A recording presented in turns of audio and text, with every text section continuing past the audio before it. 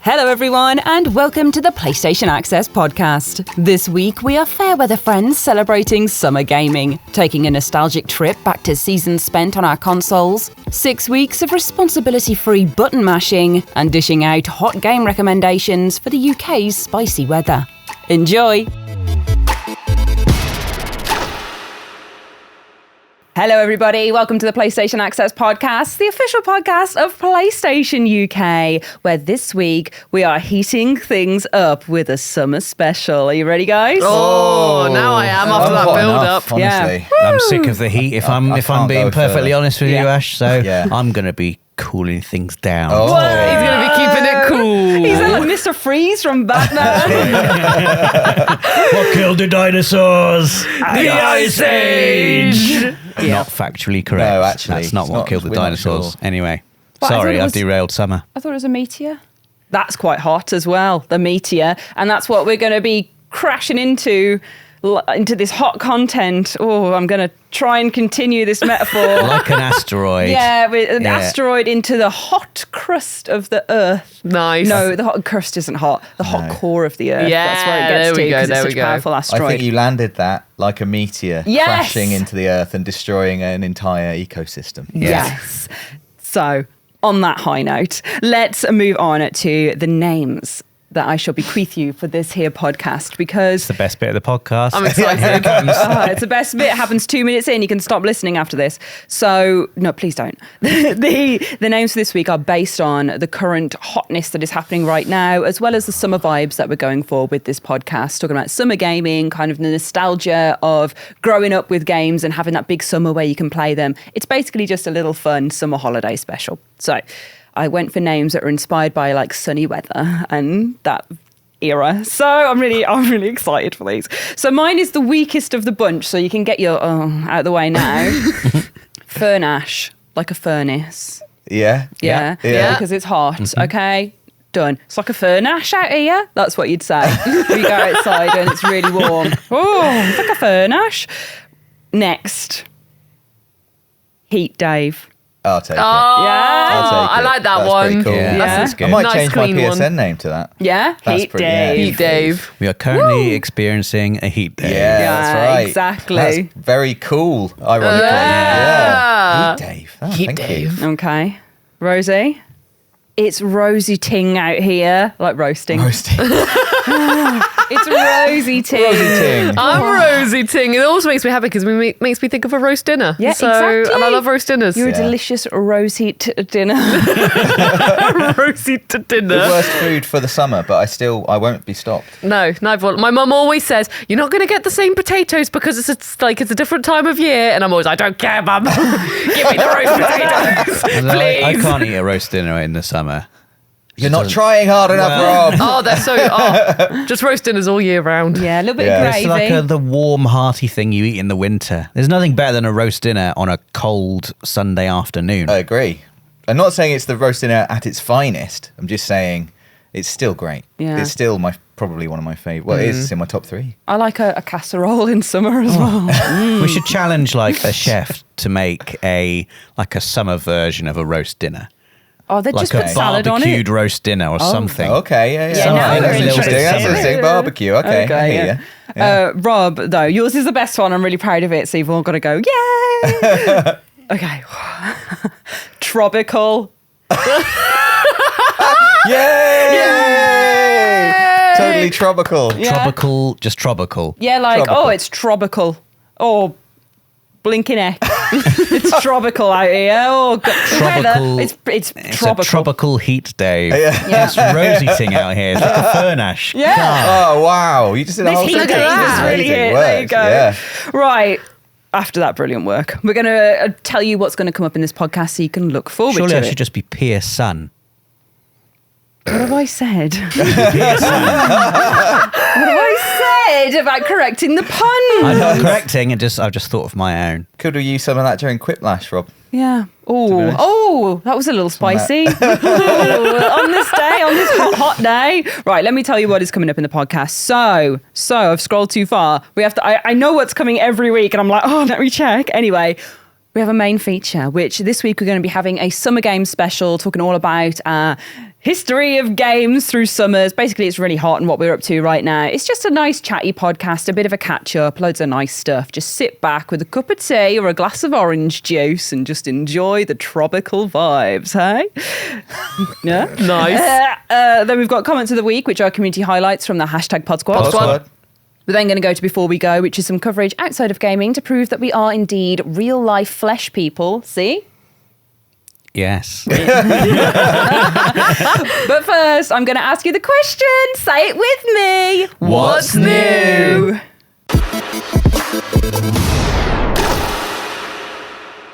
Okay, and the answer to what's new, I tell thee all right now. You say, Ash, I prithee tell, and I tell. I prithee tell. Thank you. I tell. It is the recent releases for PlayStation Plus monthly games on the essential tier that all PlayStation Plus members have access to. They came out on the 4th of July. Happy America Day. Yeah. Freedom. Independence. There we go. Happy Yeah. Independence Day. We don't celebrate. No, as you can tell. But our 3 games for this month are Call of Duty, Black Ops Cold War, Oh, that's a good one. Alan Wake Remastered, That's Oh, a dear. very That's good a one. good one. and Endling Extinction is Forever. Now, I know you're a Call of Duty man. I dabble. I Yeah? do dabble, Yeah? yeah. And Cold War was really good. It was the first one on PS5.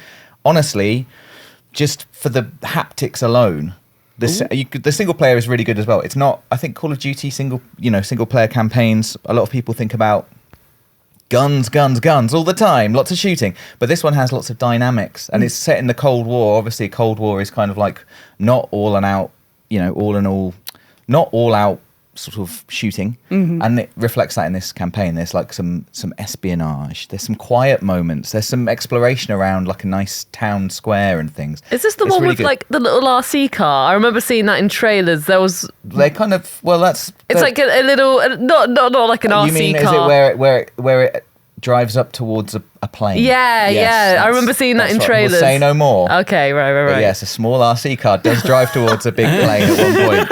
You'll have to imagine what happens next. Oh, well, you won't have to because you can play it on PlayStation Plus. Yeah, I think that's really great. And obviously, there's all the multiplayer side of it as well, which I'm less good at. Yeah. But also really enjoy. This one has zombies in, doesn't it? Cold War has a really Yeah. good zombies update in it as well. I say update from the last one. Yeah.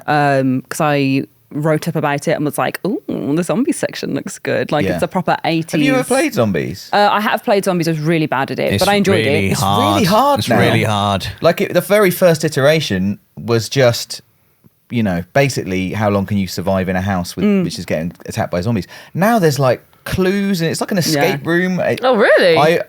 One of my saddest, my biggest wishes is that I understood zombies better. I don't know how to like get into it because I feel like I need a little team and then probably need to watch some videos, listen more, and then I feel like I would love it. I would But- actually play zombies with you. Yeah, well, we should do be that. a better person. Essentially, Dave, is It what would you're make me saying. a better. Just try harder and Just be learn. better at just everything. be better. Yeah. That's my one wish for Yeah. me. Yeah, that's Yeah. on all of our lists this year. Access, just be better. Yeah. Be better. Don't be sorry, be better. Kratos taught. Yes, that's right. Nice. Hi. Alan Wake Remastered. I'm really excited that this is on there, mostly because I just think it's a really, really good excuse for people to get like on and ready for Alan Wake 2. Yeah. I was going to ask you about this because I'm not intending to play Alan Wake 2 because I do think it looks so scary, but also I thought that it looked amazing. And like the trailer from like it. from the PlayStation showcase, Yeah. really like whet my appetite. I was like, oh, the You'd stupid like it. mystery is too exciting, but then it was scary, and I think it is too scary for me. But my question is, do you think it's best to have played Alan Wake if you're going to play Alan Wake 2, or It's not necessary. Not necessary. It's not necessary, but I think you'll get more from a Remedy game if you know their back catalogue. Okay. But that's like, that's like anything. It's like there's stuff for fans in there, but it's not necessary. it's not like a direct yeah. carrying on from where we left off. It's Despite more- it being called Alan Wake 2. Yeah. Basically, Alan Wake Remastered sets out the story of Alan Wake. You get introduced to him. You get introduced to kind of this situation where he is trapped in a horror story of his own creating, where he's written a story that he doesn't remember and is finding the pages that tell him kind of what's happening and where to Right. go next. He's looking for his missing wife, and all of these people start coming out that are like covered in darkness that you're going to have to battle. And that's all the foundations laid for you there. The rest is up to you. It's really, really good, deliciously narrative. If you like Control, you're going to love Alan Wake. And Alan Wake Remastered is the starting point. Alan Wake 2 is... It's more Saga's story from what I've seen so far. Like it is Saga Anderson, who is a new FBI agent. We haven't met her before. And Alan Wake in this place that he's in at the moment, the dark place. And it's basically about her discovering this connection to Alan Wake and Bright Falls and the things that happened 13 years ago as well. So Saga doesn't know about it. She's learning about it within Alan Wake 2. Okay, well, that's cool. So you don't need to have played Alan Wake Learn Remastered along with Saga. because Saga's your like new player reference point, and Alan Wake is your kind of older player reference point. But even he's like, he's in a really scary place and he's all messed up. So who knows how of a reliable narrator he's going to be as well. Yeah. I don't know anything more than that. I've only seen the demos of the gameplay. I don't know anything about the story, particularly meatily, and I don't want to speculate because I want to see what happens. But that's my read of everything that we've had so far. But yeah, Alan Wake Remastered, it's just it's really nice that it's come as a jumping on point for Alan Wake 2. So everyone's getting hyped for that. And it's like, here, have this, you can play it. I just think that's nice. I love it when PS Plus does this. Yeah. It gives you the game before the game that's coming. Because it's a nice way to get... Good timing excited as well. For these games that are coming It's out like, later in the year. Even if you redeem it and don't have to play it yet, but it's like you've got it now in your bank. Yeah. And it's good. It's a good time length between the second one We're comes going to out. talk about this later. I mean, if I were to play Alan Wake, I probably wouldn't play it in July, but I would bank it for later on. He's going to bank it. It's... Yeah. Alan Wake 2, I just want to say, I think you'd really enjoy it. I'd actually think you would. You've not even played it. How do you know? Because Dave loves Frogware games, don't you? Frogwares games, which is like Sherlock Holmes and Sinking City stuff. Yeah. And the detective part of this feels very Frogwares. Like It's the mystery that gets me, Yeah. especially, like I said, in that bit of the trailer from the showcase.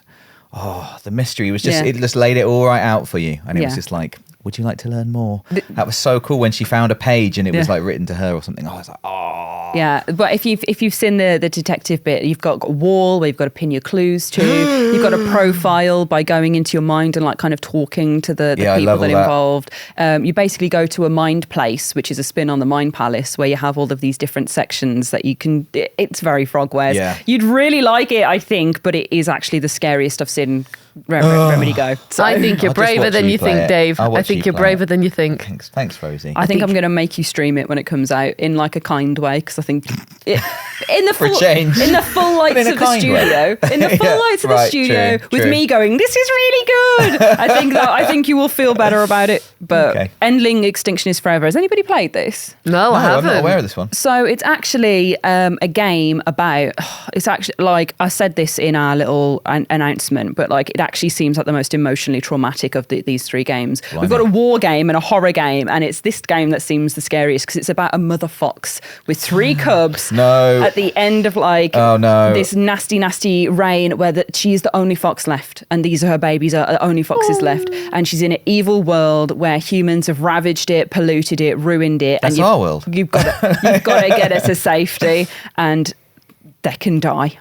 Oh, stop it. Like the whole thing was like, you've got to keep them alive. So, maybe that was a bit of like they can die. I don't know, but it seemed like they could die from what I read about it. So wait a minute, and it's called Extinction is Forever. Exactly. Like, just don't forget. Yeah, by the way. don't forget.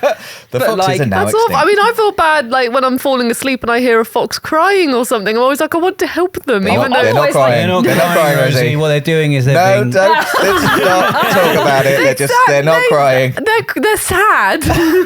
They have mixed emotions, I believe. I remember when I first heard a fox screaming, and it woke me up about 4 o'clock in the morning, and I was in that weird sort of like halfway state between awake and asleep, and I genuinely thought, oh, it's a demon.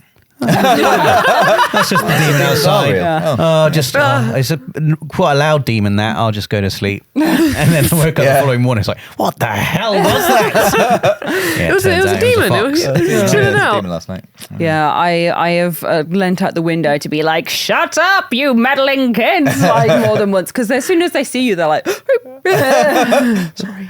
Yeah, because I live like... Extinction is forever. Yeah, at the back of my house is a massive like wasteland of plants and lush greenery, and the foxes just jump around in it. So like they have babies, and all the babies are there, and it's just like a fox party. So it's just like,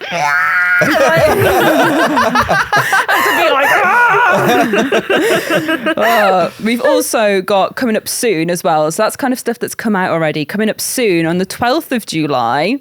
Oxenfree Lost Signal. Oh, yes. Wow. Yes. It's my time. Oh, there's so much. There's too much this year. Yeah. Too much this year. But flipping heck, I'm very excited about that. I absolutely love first Oxenfree. It's just like my perfect game. I really Like, need a to bit do like spooky, sci-fi, weird, good story, great writing, lovely art style. Oh, only 4 or 5 hours long. Perfect. Yes. I was going to say, I really need to do like my own playthrough of that. I've edited so many videos with Oxenfree in it. I feel like I completely know the story, but I haven't done like, my version of the story yet. Like who becomes friends with who, this, that, and the other. So I was actually really wanted to do that before Oxenfree 2 came out. So then I can just be like, right, back to back, here we go. Oxenfree session. Yeah, Oxenfree 2 is another one where you don't need to play the first one to understand, but will benefit from a few little moments. Is it the same characters or? No, it's a new set of characters, and it's still like a conversation-based game where dialogue shapes your relationships, and you're tapping into radio signals to see what's going on. But this time there's like a cult group called Parentage who are trying to open a portal to pull something out or to do something spooky. Oh, just Who knows? don't open a portal. Just don't do it.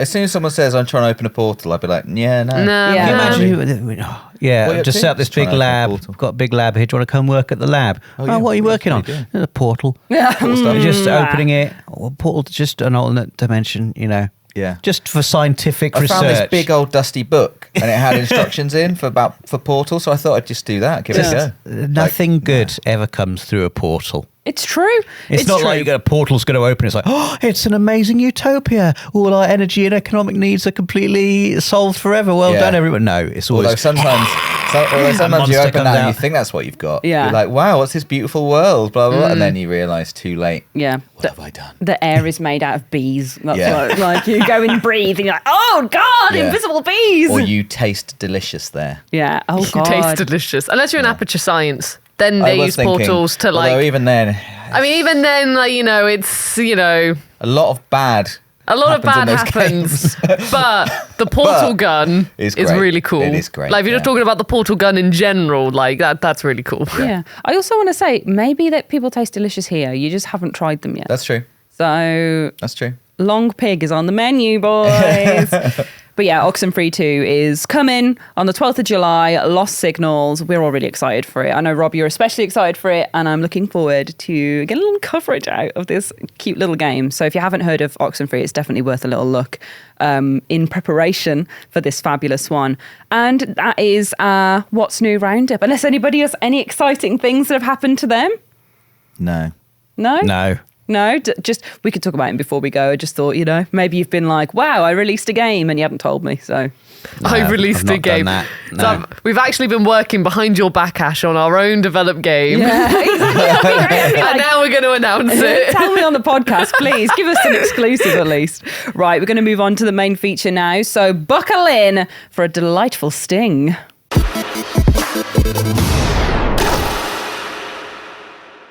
Main feature time then. We're all here. We're all ready to talk about summer games. So, like I say, this is very much a little chatty podcast. It's a little riff on the weather because it is so hot in the UK right now. And we don't deal well with No. the heat here. No. Or also the cold. No. By the We time- deal well with just grey, middle Spring, average, autumn. drizzly. We're fine with that. Yeah. But too hot, too cold. Which is most of the Which is time, just to be slightly honest. outside it is, It's yeah. always either too hot or too cold. By the time this comes out, I think we will be out of... When we're recording this, we're coming off the back of a heat wave. or Dave. summer. Heat Dave. A heat Dave, or summer as it's otherwise known. It's been a real tropical No, I think weather. there's still another 2 big months to go. Definitely. Yeah. Well, either way, the school summer holidays are coming up as Yes. well. So Yeah. it's still relevant. Don't worry, guys. Yeah. They're coming up in a couple of weeks. So I Oh, thought what a time. The exactly. start of the school summer holiday. I thought it would be nice to talk about kind of that kind of experience of summer as well, because there's nothing like being a child or a teenager. Like up until you're 21, basically, you get just a massive time off that you can play games with. 21. Yeah. Go to uni. Uni you get even bigger. Yeah, exactly. School. You Summer get I to- holidays. didn't have that. I didn't go to uni, so I worked through the Oh. summers. Rosie. I worked through my summers as well. We all work through the summers. But the theory is right. Yeah. The time, you could do it. You could. do it. You could do it. But yeah, I thought it would be nice to kind of think about those for maybe if any of our younger listeners have a little listen, and some of our older listeners as well who maybe don't get the massive 6 weeks off, unless you're a teacher, God bless. Yeah. Then, you know, it's just a nice little nostalgic one, as well as a look at what we're going to be playing as well this summer. So past and present and future together like a beautiful braid. So I wanted to ask you guys what you think of when you think of the kind of the 6 week summer holiday. Like, let's throw it back first. What do you think of? If I say 6 week school holiday, is there like a time that you go back to straight away? I have a very vivid memory of walking home from school on the last day of school, and like people literally cartwheeling home. Like it was so much joy in the air. Like it was a beautiful sunny day. Kids just like whooping and cheering. Skipped. Oh, it was so good. But for me, obviously, it's game time. Yeah. 6 weeks of just pure, uninterrupted, no responsibilities. Oh my God, what an amazing thing. 6 weeks. Yeah. Where you have to do nothing and you're a child. So, you know, you can't be expected to work. You don't have to cook your own meals. No. I had to clean the It house. was so good. Yeah, but you had like those little chores and Little? but in the context of having 6 weeks of Yeah. nothing to do, it was just so good. My God, I loved that feeling. Just made me feel light in my stomach. Just that wonderful stretching, yawning chasm of time that you just got to fill with whatever you wanted. But for me, it was games. Yeah, definitely. How about you guys? Yeah, I mean, it's super on brand, but games were my summer as well. Either by myself. When you said super on brand, I was like, it's games or it's sausages. Like, 6 weeks Obviously, of sausages. the summer is the time for sausages. It was, but either games by myself or games with my friends.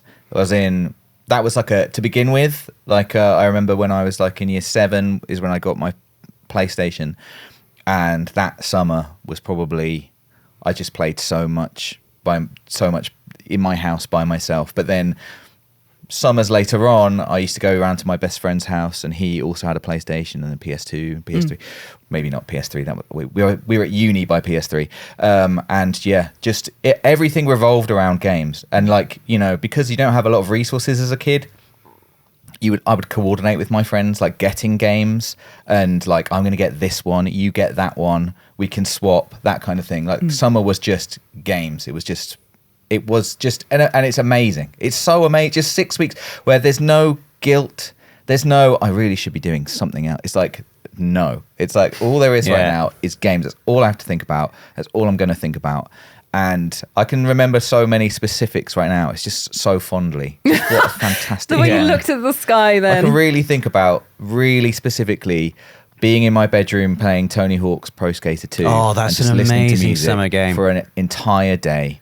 And that's all I did. I can feel. And it was amazing. I can feel the air temperature when I Yeah. think of Tony Hawk's. I can see my curtains I drawn. can see like the breeze rippling through the curtains. The breeze, yeah, exactly. Windows are open. The sounds of the street outside. Yeah. And it's slightly dark, stuffy bedroom. Yeah. Tony Hawk's. The only thing that would like break my concentration would just be like the postman knocking on the door. Yeah. And I'd hide. And you're like, I wouldn't get it.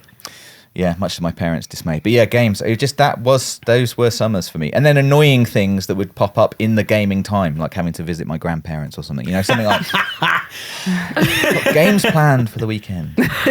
I remember, I mean, same as everyone else saying, mine was always like just playing video games, but also balancing it with seeing friends. I remember when I was like quite Yeah, nerds.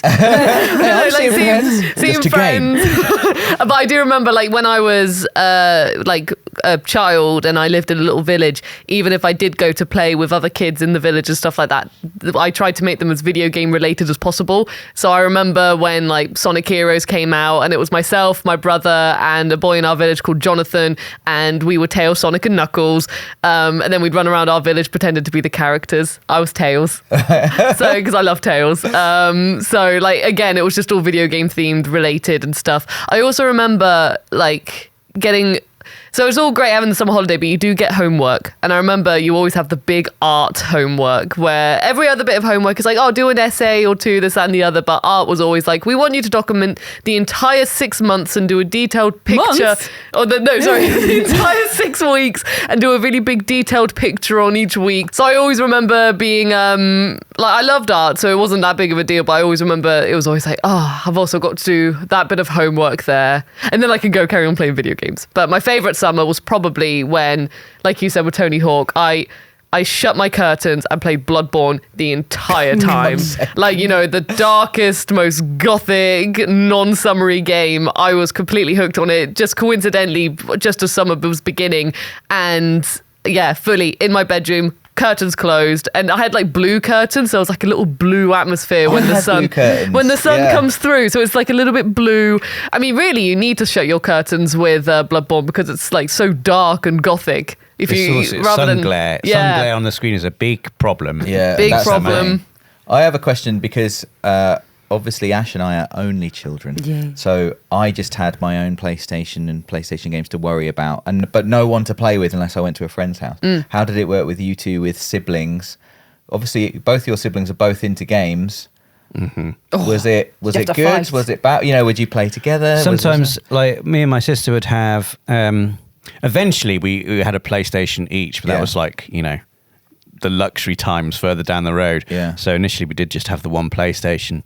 But all we used to play were big, sprawling JRPGs. Yeah. And I used to find it almost as fun to watch my sister playing whatever she was playing as I did playing my own thing. Oh, we good. would sort of like swap and Let's alternate. play. Like we would each have we would lay all of the games out on the floor. And we'd be like, okay, which one are you going to play? We'd like go around and we just eliminate one every time we went round, trying to figure out which of these games are we going to play. And they were all games we played like 3, 4, 5 times by this stage, just the same collection of like 6 games that we owned. And so I used to love, okay, today I'm just going to watch my sister playing Final Fantasy VIII. And then the next day it would be my turn to play a game. So that's sort of how it used to go. Very utopian. Yeah. Sounds like a wonderful arrangement. Wonderful little time. It was fun. And then I also used to go to my friend's house as well, who used to be a big fan of these types of games. And another distinct memory I have is both of his parents smoked. And so for some reason, I have really fond memories of the smell of cigarette smoke and associating it with The Legend of Dragoon in particular. And I used to come home from Darren's house and all my clothes would smell of cigarette smoke. My mum was like, get those clothes on the washing line now. But I used to really enjoy that smell because to me it meant The Legend of Dragoon. Yeah. It meant being in my friend's little room and just eating snacks all day. Yeah. Again, you could feel the heat of the outside, but it wasn't penetrating our little cool, dark gaming den. Oh, so good. What Such about good you and your times. brother, Rosie? My brother and I was always the sibling who wanted to play more multiplayer games. I was definitely always the one being like, Jim, do you want to play this with me? Jim, do you want to play Bugs Bunny and Taz with me? Like, I always wanted to do the things, the multiplayer. And, to be fair to him, sometimes he was just like, no, I just want to, I'm not in the mood for a multiplayer game. So, but I just enjoyed the company and just seeing video games. So a lot of the times I would watch him play a game. And then if I felt like having a go, I'd ask if I could have a go. And most of the time he'd say yes. But then I feel like I've sort of told the story on Access times before, but if he didn't, and I kept on asking and he still said, hang on, I'm just finishing this bit. Then I'd go downstairs and, I'd say to him, I'm going to get a glass of water. And that was me going downstairs going, Mum, he's not letting me play on the PlayStation. Jim! She's like cool from the bottom of the stairs upwards and then the foot, fine. So, but most of the time it was just me watching him, playing games together, and then I played it myself every now and then as well. But I was more than content just to sit there and watch.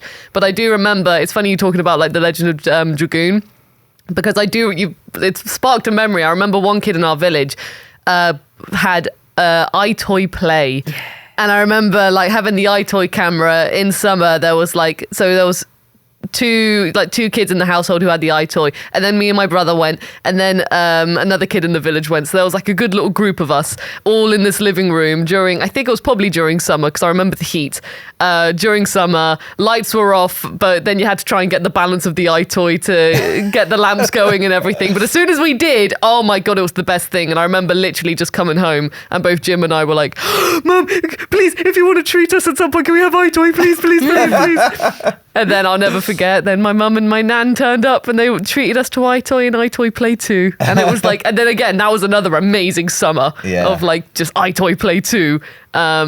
Because as well, you could jump and not feel too bad, because it's like, it's the summer holidays, I can jump upstairs if I want to. I was like, what do you mean you can jump Not and not during too term bad? time, Not feel Rosie. too bad. Not I jumping. don't want to hear banging on the ceiling during term time. No Some fun holidays. when it's school. Oh, I just love iToy. But yeah, like lovely summer memories. Yeah. Oh man, see, I'm just winding it back a sec. I asked about what you think of when you think of the 6 weeks holiday, purely because obviously I think of games. But for me, my mom would be like, she was very protective, being her only child, and my dad as well. But yeah, they used to send me to like this Christian day school. So every time I think of the summer holidays, I'm like, it's Christian day school time, where we'd go. And they did it was like a week that they did. So it wasn't the whole 6 weeks, but I'd have a week where I would go to the church every day, sing some hymns, and just do loads of crafts. Yeah. And I was obsessed with Green Day when I was like 11 to 13. I was like feral for Green Day. So everything I did, I'd go to Christian day school and make loads of Green Day merchandise out of the crafts. Like I would make like bracelets and like necklaces and all sorts. I just said like GD or like Billy Joel and all this sort of thing, Trey Cool and all this sort of stuff on. So that's like my prime 6 weeks memory. And then the games was always with my cousin, because I'd go there to be like child-minded, and me and my cousin would play Simpsons Hit and Run like all day endlessly until we got stuck, and then he saved over his game with his sister's game save, and I was like, how could you have done this? And it was like, well, we've got past it. And I was like, how could you have done this? Yeah, God, jeez. Oh my God, you should have seen my brother's face when I accidentally overwrote his save on an Oddworld game. Oh, he God. was not happy. God. Is that like a hard one to redo? Well, he was really far in the game at this point, and I was just like, just saving away, accidentally overwrote his data. And that's the main instance I remember of overwriting a save. Someone's save. Instance, there's other ones. Well, no, I don't think there was ever any other moments, because he was so mad at me that I never did it again. I was always so I don't know what happened there, because I've always been save slot 2. But just for some reason, that one, I just accidentally overwrote it. Oh, sometimes I'm they gonna go be to number one this I time. said that was Sonic Yeah. Heroes. I said that was Sonic I'm getting a Heroes. glass of water. I'm thirsty. Sometimes they change it to like the most recent save, don't they? Because I've had that with some games where I'll go to save over like a lower save and it's come to the top and I'm Right. like, is this the save I'm on right now or is this my other one? And I'm like, Yeah. Oh, man. so let's just say it was that. Were your go-to games for summer? So we've had like Tony Hawk. Mine was Simpsons Hit and Run, 100%. What would you guys say? Final Fantasy 7. Yeah, Oh, what a great summer. That's just the best summer. yeah. But that's all I have to say. I just played through it all Yeah. summer long. Oh, it's just amazing. How long do you think a playthrough of Final Fantasy VII? Well, was your first playthrough during a summer, or did it? Yeah. When did it? And do you remember how long do you think it took you to finish the game the first time? Probably like 3 weeks or Yeah. so. Oh, that's great, isn't it? Yeah, it was Then a great did you amount just of play time. it straight away again? No, I would have gone back to Final Fantasy 8 probably. Yeah. And then a couple of years later, Final Fantasy 9 came out and that was in my rotation. I basically had 7, 8, 9, 6, The Legend of Dragoon, Vagrant Story, Breath of Fire 4, all in just like a constant rotation. Yeah. And I finished all of those games probably 3 or 4 times each. And that's all I played for years until I had my own spending power. Yeah. But Final Fantasy VII, I remember distinctly that summer when I first played that game, and it was just so good. And all of you have spoken about, seeing your friends as well. I remember actively telling my mum, if Nathan Bragg knocks on my door and asks if I want to come and play football, you just tell him I'm ill. This is important. Are you listening? I remember. I'm ill. Did you get that? Say it back to me.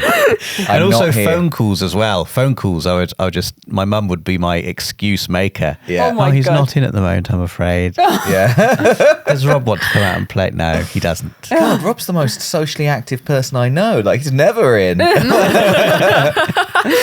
Oh my God, that's so good. I was very much like a stay at home and play by myself. Oblivion is my fondest memory. I had a whole 6 weeks holiday where I just played Oblivion non-stop. I was putting in 12-hour sessions. Oh, that's a great game for a sum of that. Exactly. Oh my God, it was amazing. Every day, 12-hour session, drinking water. Stop.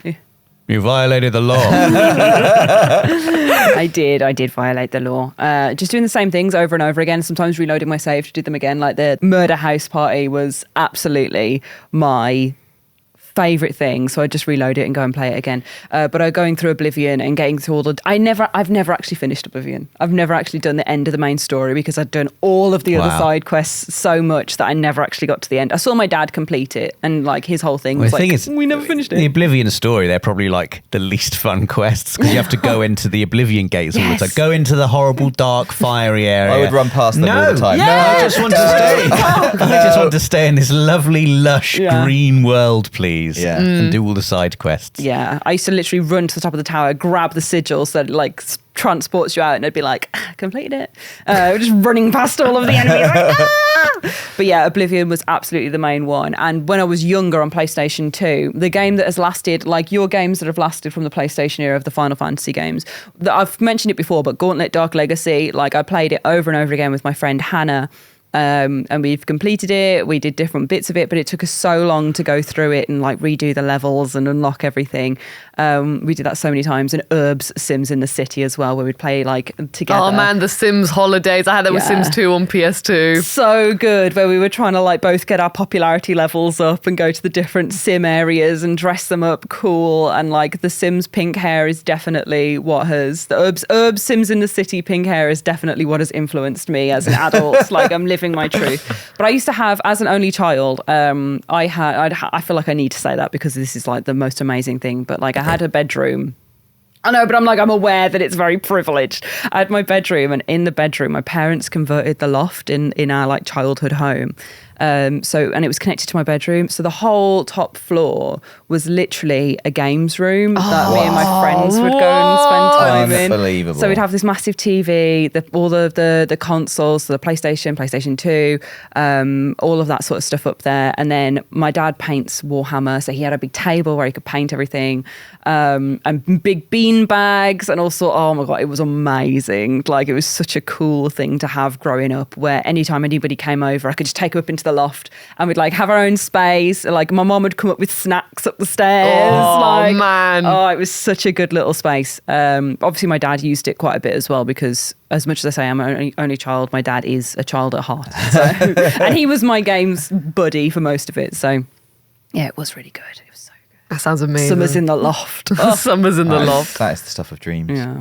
I mostly play. I don't know how to describe these games, but you have both spoken about big, long RPGs. But I was always just playing Tony Hawk's Pro Skater 2, Crazy Taxi, Yes. and just Gran Turismo, just games that I don't know. I just do the same thing over and over and over again, and I would just put on CDs and listen to CDs, play these games. Then I'd maybe have a break, play some guitar, then just go back, put on more CDs, play the games, and it's just. Oh, I don't know. I don't know how to describe. I feel so happy thinking about it now. I don't think it would have the same effect on me now. I think if I took a week off and I was like, right, I'm gonna do it. I'm gonna recreate summer. I'm not sure that I could recreate the magic of it, because I think it's just the perfect time in your life where that is that's all you have going on. Really, it's just all you have to worry about. I think is you having can do a nice it now time. because you just unbidden thoughts of other things in your life would come creep in. And as a kid, you just I personally had nothing else to think about. Yeah. Absolutely nothing. No.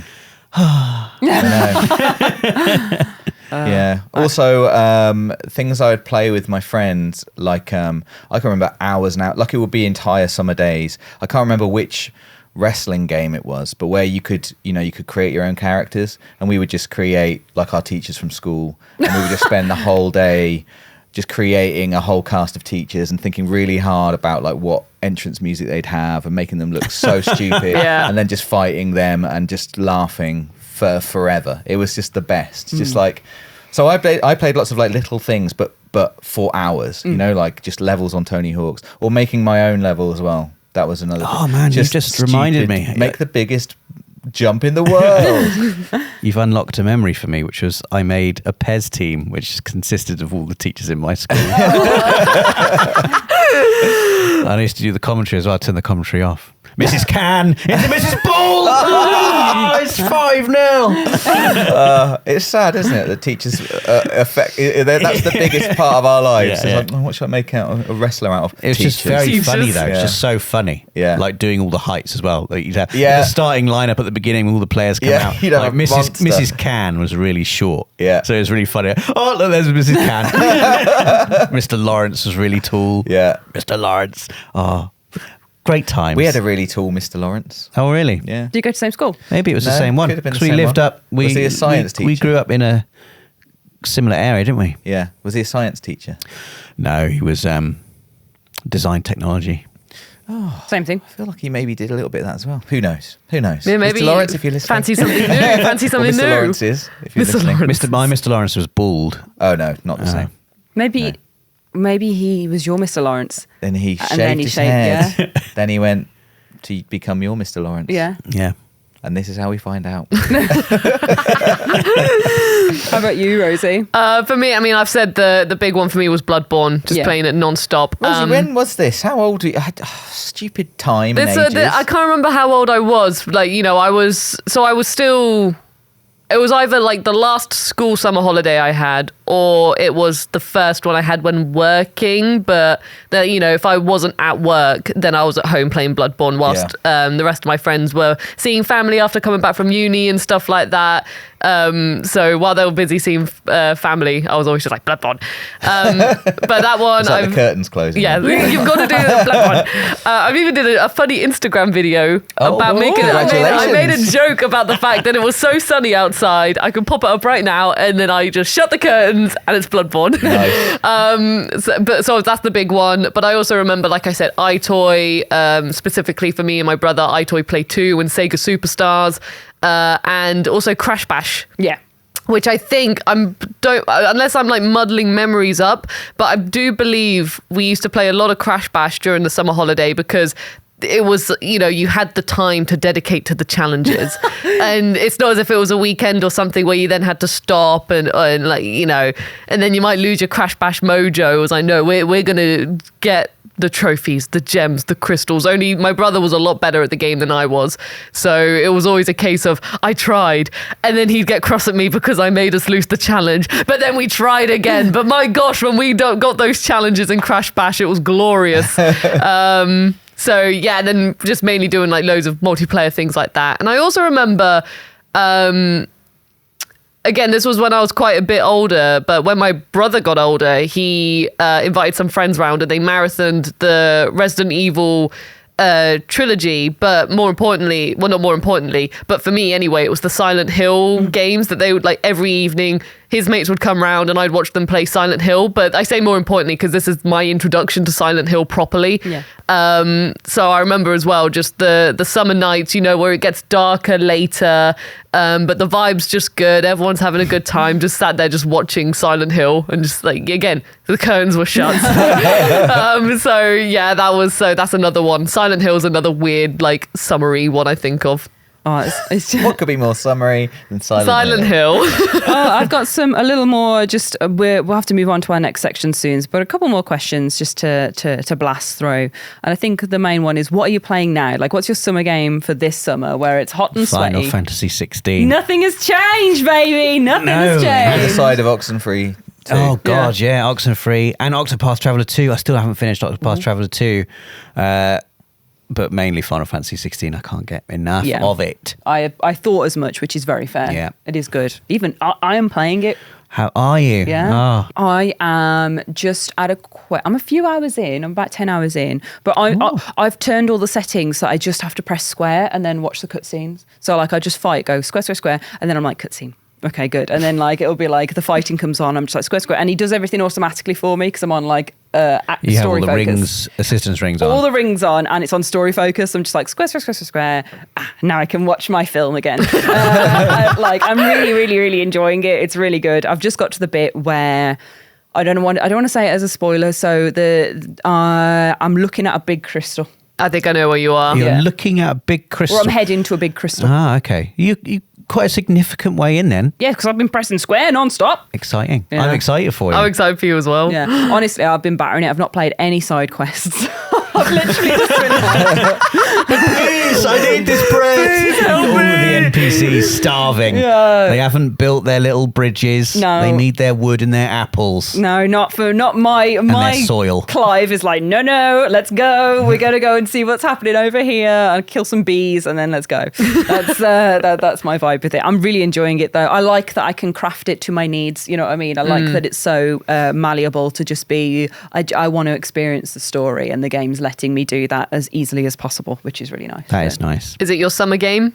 I think so, or it is what I'm playing in the evenings at the moment. I'm also playing The Bunker, Amnesia the Bunker, which I'm really enjoying. That is a very sit in the dark one though. And Callisto Protocol DLC is out as well. So it's not out at the time of this podcast recording, but it will be very soon. Oh no, it's out today. It's out literally today. So that's going to be what I'm doing. And the Phasmophobia release in August, that's going to be my summer game. Just being like, guys, let's catch some ghosts. So I hope you're all ready for that. No. That's going to be your ghost summer The game? horror games That in one's summer. very It's like scary, roast I've heard. dinners in summer. Yeah. Just But also horror games all the time. No, I've heard that one's really scary. Yeah, I like the thought of being able. I just like it being kind of light in the evening, but playing a game and then it getting dark as you're playing. Like I love that. Like I like the light fading. You know what I mean? In the day, it doesn't work. It needs to be like a Final Fantasy 16 in the day if it's like a weekend. But of a night where the sun just goes down as you're playing, instead of it just being pitch black to begin with, I think that's just very. I'm like, ooh, thematic. How are you guys? I'm playing Final Fantasy 16 like everyone else, but I will say once then that's done, just to spice it up a bit, it's either going to be hopping back into We Love Katamari and Royal Reverie, because I love Katamari, and Katamari is a fantastic game to play in summer with like the colourful, feel-good vibes. You're just there rolling around, King of Cosmos giving you bants. It's a great time.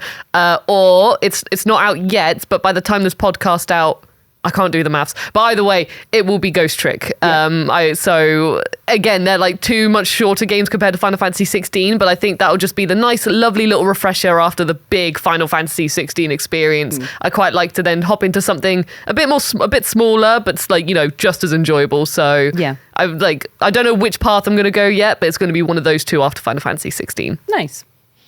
I haven't picked a summer game as such, really. But Is it that final level in Marvel's Midnight Suns? I have got that lined up. I mean, I should do that. And they keep releasing DLC that I'm not playing because I'm not. I don't know what's going on with me, really. I should do that. I will do that. But right now I'm playing Observer System Redux. I don't know if anyone's A played that. spooky one. It's not that spooky. It's made by Bloober Team. It's more. It's quite spooky. I know, but it's more Blade Runner-y.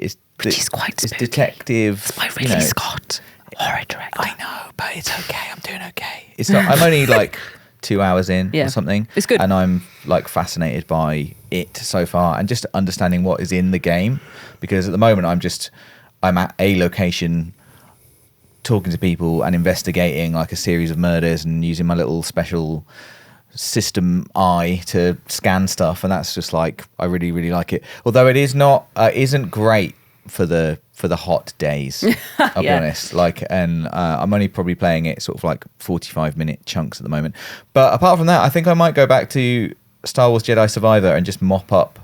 I mainlined it to just get through the game as quickly as possible because I didn't want any spoilers, and I've missed out on loads of great side quest stuff and just exploring. So I think that will be mine, which feels a little bit like summer holidays of old. Just I could put on some music again, it's like less intense, less like concentration required, a bit more sort of like I'm just doing this, I'm just taking my time, having a nice time, a bit of pressure off. So that's probably like those are my big plans. I think that I'm sure something's going to pop up and become the summer game, but I don't know what it is just yet. Ooh, let's see. Is there anything any of you would recommend for classic summer gaming as well, just to finish off this section? Because I picked out a few that I think just are really sunny and good vibes. And one of them was Assassin's Creed Black Flag, because I remember when that first came out, I was obsessed with it, and it's so beautiful. Go for a lovely swim anytime you want. It's so shiny and gorgeous and tropical. Like, it's genuinely... Did you say tropical? Yeah, I did. It's beautiful, and it's I just really enjoyed playing pirate Assassin's Creed, of course. The Witness as well, because it's just bright sunshine doing puzzles, and it's kind of got that, I don't know, like there's kind of this melancholy to it, which I appreciate in games like that, because as much as summer is like, woo, games and fun, like it's also probably been a period of my life that I've struggled the most with my mental health. And I feel like The Witness is a really good one that's kind of like puzzles and it being a bit sad and lonely, that I like going into and being like, hey, it's a bit of everything. The atmosphere in The Witness is fascinating. I don't know how they've done it, because it's the most beautiful, sunny, bright game. Yeah. Even the puzzles are bright and just colourful, and it asks nothing of you. There's no real story, but you can feel in the world like the weirdness. I guess there's the weirdness of like, where am I? What has happened here? Yeah. There's like a hole. I just feel like there's a hole. Yeah. In it, in a nice way. Yeah. Or in a melancholy way. I spent the whole time worrying that I was going to discover what was making me feel that way, and I didn't. But you come across these little scenes. It's such a good game. I love that game so much, and I'm really sad I haven't completely finished it. Yeah. But yeah, I think that's a great shout. I think that's a really, really great shout. But it certainly matches the outdoors. Yeah. And, Summary. yeah, it's not too taxing. It's just, I love that game. Yeah. But I mean, I would say Gran Turismo again. Like if you like a game like me, it's just. It's so beautiful. You can make it match the outside if you like. It can be beautiful and sunny and hot, or it can be, wet and rainy if you'd like to experience a different kind of weather. And I just think there's so much in that game. It can be as kind of like taxing as you like. You can just be doing something very fun. You can be doing something very repetitive, which I enjoy sometimes. Like I said, just doing the same lap over and over and over again and seeing little incremental improvements. You can be taking beautiful photographs. You can be doing one of the challenges, or you can just be doing your own thing. I think that game is vast and brilliant, and for me is a sort of wonderful summer game, really, because it can be whatever you're feeling on that at that time. Yeah. Vroom vroom. Vroom vroom. I'd probably suggest the Uncharted games. Yeah. That's a great show. They're oh my god! Imagine having never played any of them, and you get 6 weeks off of school. Yeah, and someone gives you the Uncharted collection. Literally, that. I've got a friend who, he played Uncharted 4. I'm calling you out, Liam, but he played Uncharted 4 and Lost Legacy. But then he watched like a YouTube compilation of the cutscenes of Uncharted 1, 2, and 3, and I was like, "You're missing like half the adventure." It. So make him stop, Rosie. Well, that's what we're doing. So now this summer we've been playing through the games. He's just finished 2 and he loved it. And honestly, playing them like playing them like in summer and just seeing him play these, like, when you have a combat arena and everyone's like, "Oh, we know what's coming," but he has no idea what's coming. Reaching Shambhala in Uncharted 2, and then the Guardians are there and they're really tough. He's like, "Oh, I don't want to fight these anymore," and stuff. It's just a wonderful adventure. Yeah, Tenzin, everyone's best friend Tenzin. So it's just a fantastic adventure, and also with the summer vibes, you're going on these lovely tropical environments. Going in these lovely environments. So even if you've got your TV in a position where you don't get sun glare, then you can have your curtains open.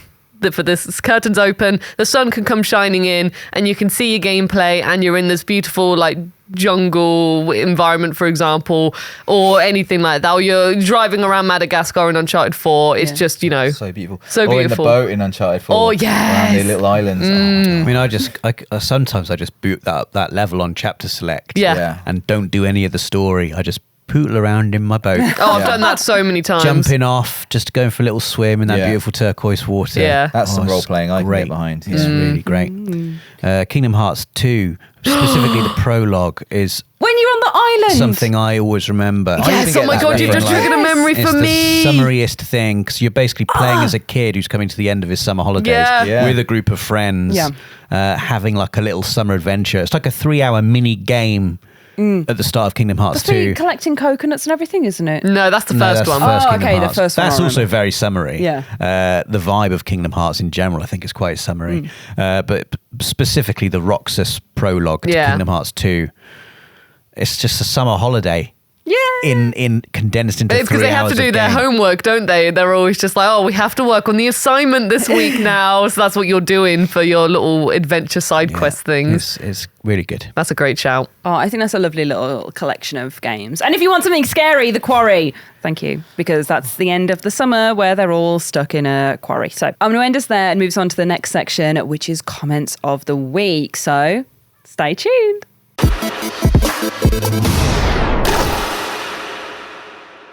Okay, it's time to sing. You know what to do. Let's go. It's time. It's time. It's time for comments of the week. Well done, everybody. That was very smooth and delicious. So, comments of the week this week. I am just going to read them. They've been collected up by Alex, and I'm trying to remember what they are, and I can't. So it's a surprise for me too. We have from a user: do you have any grapes on the Dave solo stream? Hashtag VOD Squad. VOD Squad. We don't say VOD Squad. No. I just heard hashtag. We both were wrong. Yeah, we were both wrong. Rob won. Yeah. Rob won. I Hashtag did. Pod Squad. Pod Squad. Thank you. If you could change one movie into a game, which would it be? Love you guys. Your banter and genuine enthusiasm for games never fails to cheer me up. And I've been watching you guys since Rob had hair, so that's saying something. Amazing to see how far this channel has come. Keep up the good work. So all of that was unnecessary. You just needed the first bit, didn't you? Just needed, if there is a movie you could turn into a game, what would it be? Yeah. I would turn The Lord of the Rings into a game. I would turn it into a massive... You mean specifically that story? Well, wait, because it's one movie. one movie? Are you going to Yeah, do? one Which one are you going movie. to do? They exist as like The the PlayStation 2 trilogy. games. That's true. The They do trilogy. exist as the PlayStation. Yeah, there's so many games on Lord of the I Rings. know, but I'm speaking specifically about a very specific game I would like. Okay, a big open world Skyrim style RPG set in Middle Earth. Yeah. Okay, Please. And are you Frodo, or are you just in the Not world? necessarily. You can choose your own character. You can choose whether you want to be an elf, a dwarf, a human, a hobbit, an ent maybe. And you just you go around having an adventure in Middle Earth. Oh, but wouldn't it be cool to be one of the Nazgul? Yeah. Trying Maybe to you could track be the an ring. orc or a Nazgul, yeah, You're trying to catch or a wizard. or a wizard. I feel like Wizard would be too powerful. Yeah. I love the idea. Yeah, what if there's just somewhere in the world are the Fellowship of the Ring? You don't know where they are. You got to try and You're find thinking them. too much about it now. That would be great. I just want I'd love it. an open world RPG, Skyrim style, set Right. in Middle Earth. Is that too much to ask It's just for? so it's just Skyrim, and they've just crossed it out and written Middle Earth, and then if I just booted up Skyrim now and said, Rob, it's Middle Earth, you'd be like, excellent. We did it. Just change the names. Ladies and gentlemen, we got him. We got him. I think I would vote Pacific Rim, and I'd want it as a fighting game. So like doing beatdowns on That's kaijus. the big robots, right? Yeah, robot. I mean, the game, again, Final Fantasy 16 could Exactly. fulfill some of those wishes for you. this is what it's based Are off. they big robots? No, it's like a kaiju battler. Honestly, the icon fight. They're amazing. Like I press Amazing. more buttons in those because I really like them.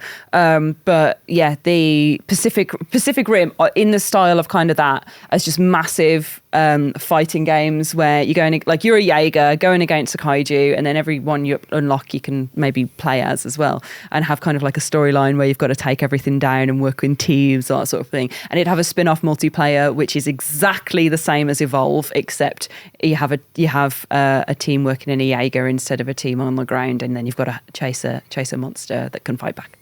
So there. So mine would be Evolve crossed out Pacific Rim.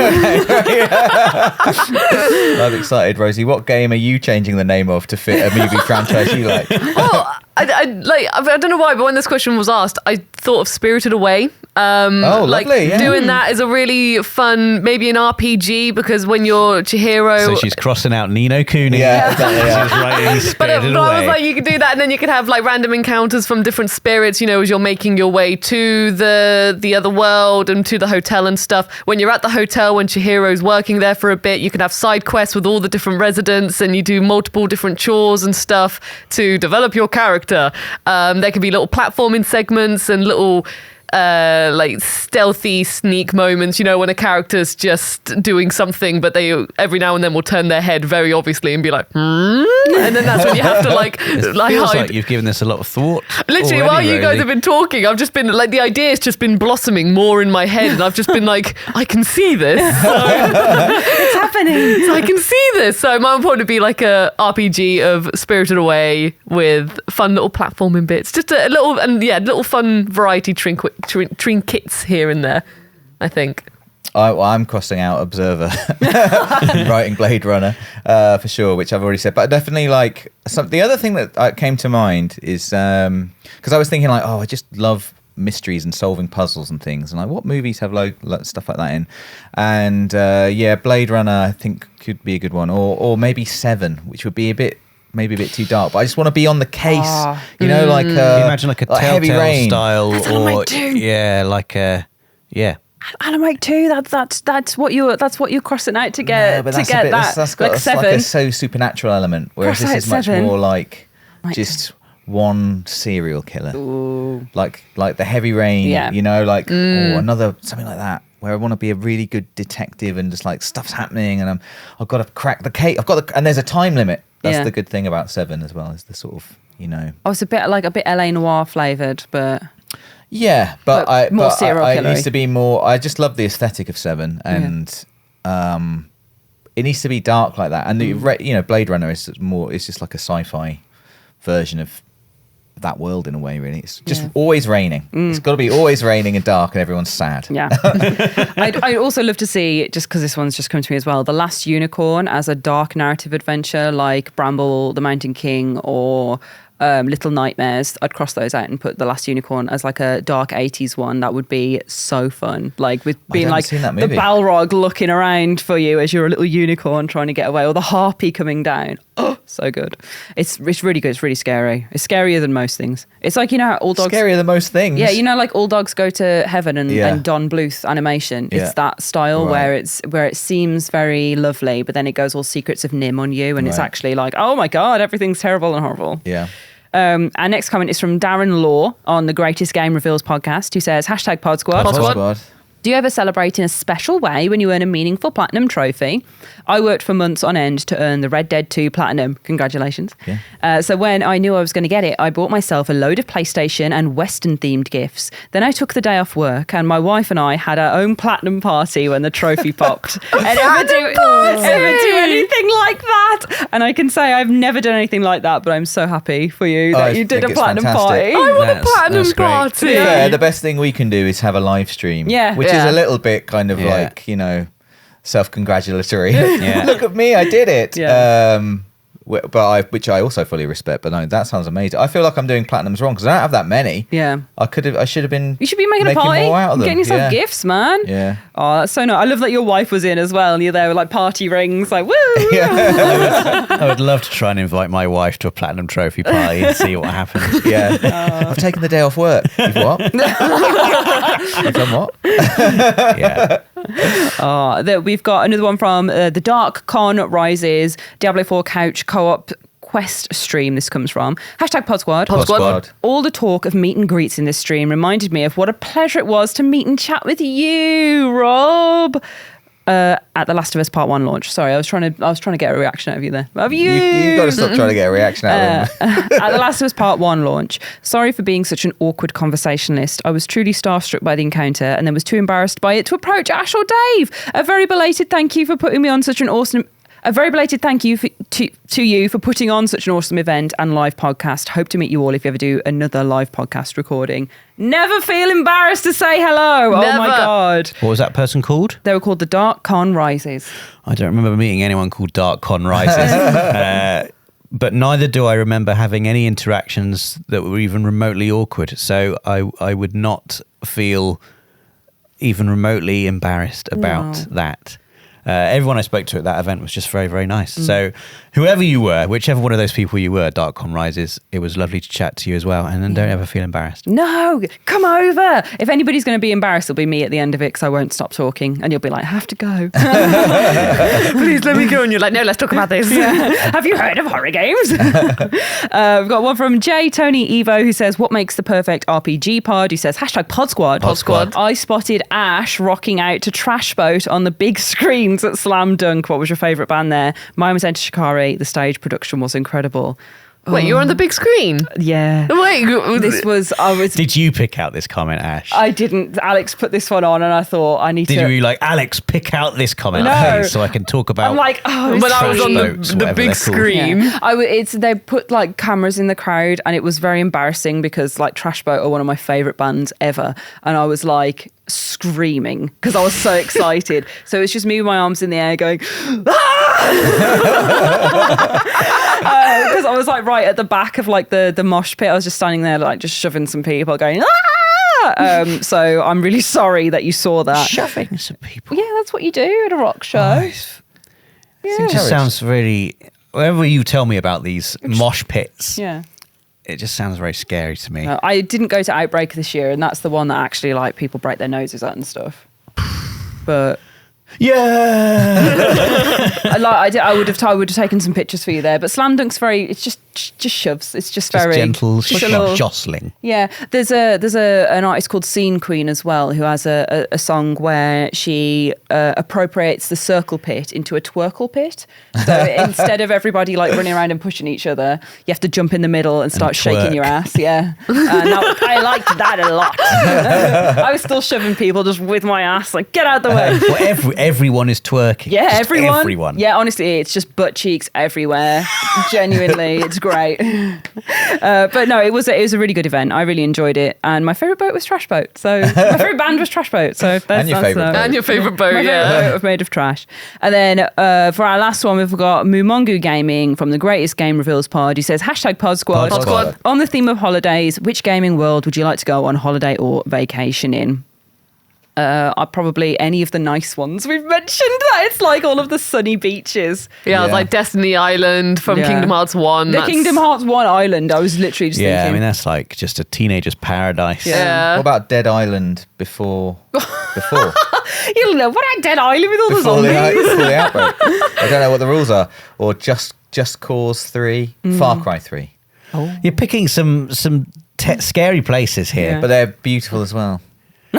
You could just have like, Destiny Islands where nothing bad happens, apart from like a big 60-foot shadow monster comes and sucks it all into a cosmic void. That's Yeah, quite but bad. you just leave before that happens. Yeah. You just have a little holiday, then go. Yeah. Besaid Island in Final Fantasy X always comes Oh. up. Classic.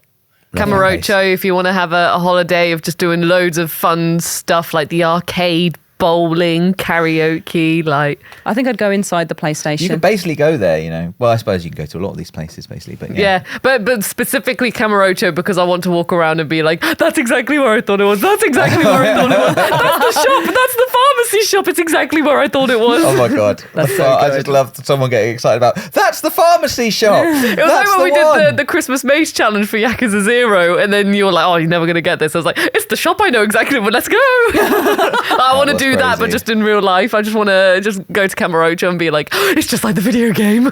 Oh, that'd be so nice. I would love that for you, genuinely. Thank you. But I would also love to go inside the PlayStation to hang out with Astro and his pals. that's a fair point. Astro That's a Beach. fair point. Yeah. Like with a little floaty. Oh yeah, that's a great shout. That is a That great would be shout. wonderful That holiday. water slide that goes into that level. Yeah. That's great. So And good. skating through the ice levels. Exactly. Oh, There's everything, and there's the frog like spa as Yeah. well, so you can go to a spa in your frog that's suit. a very good shout.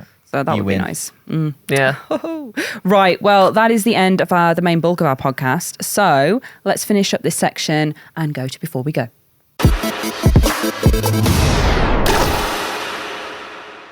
Okay, here we are, everybody. We're in Before We Go. Has anybody been up to anything exciting, huh? I've been enjoying 2 series that I would softly recommend to you Ooh.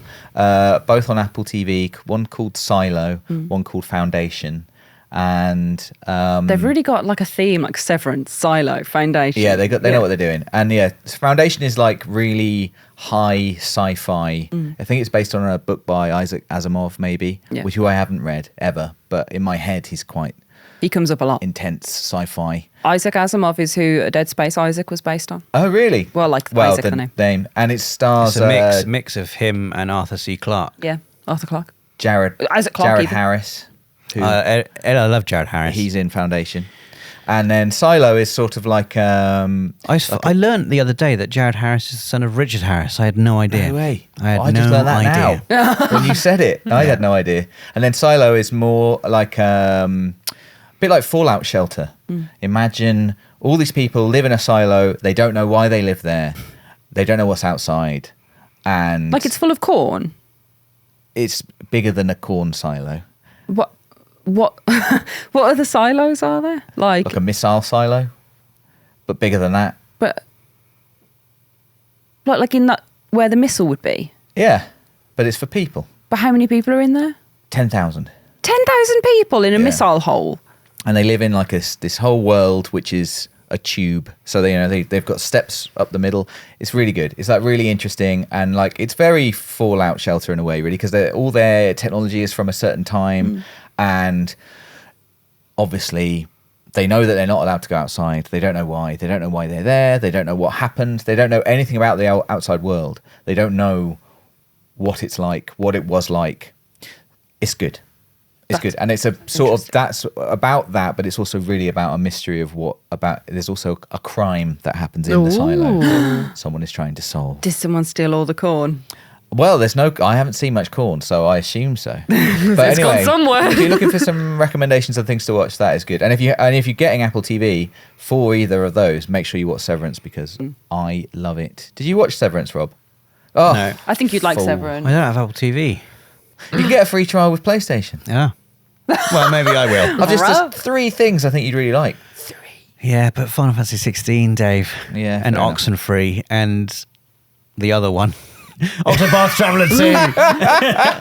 I've got Yeah, too fair many enough. games to be watching all these TV shows. Fair enough. And speaking of having too many games to play, we are going to go off and play some games. So the podcast is unfortunately ending. Thank you all so much for watching, for listening. If you want to see more of us, head over to the YouTube channel and see our lovely videos on PlayStation Access. If you're already watching on the YouTube channel, thanks. Well, check out this podcast on Spotify or Yep. wherever you get your favourite podcasts from. Exactly. Because we'll be there. We're available on all these audio platforms, and you can leave us a lovely review if you fancy it. That would be ace as well. But yeah, thank you so much for being here. Thank you for watching, for listening, and we'll be back in 2 weeks with another podcast episode. See you soon. Bye. Bye.